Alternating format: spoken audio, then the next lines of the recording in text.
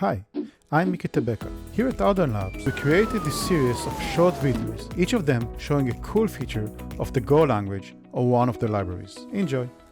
In this short, we're going to talk about finding the user home directory. And this is useful because a lot of time configuration per application are somewhere under the user home directory. So I'm importing OS user, and then I'm getting the current user. And finally, to get the configuration file, I'm using the user home directory, the .config directory, and let's say my application.yaml if I want to be there.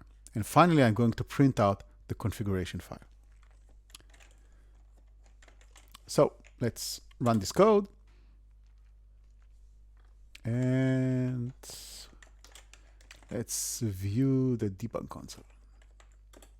Okay, so we see that the configuration file is /user/Miki, so this is a Mac, and then the .config directory and application.yaml.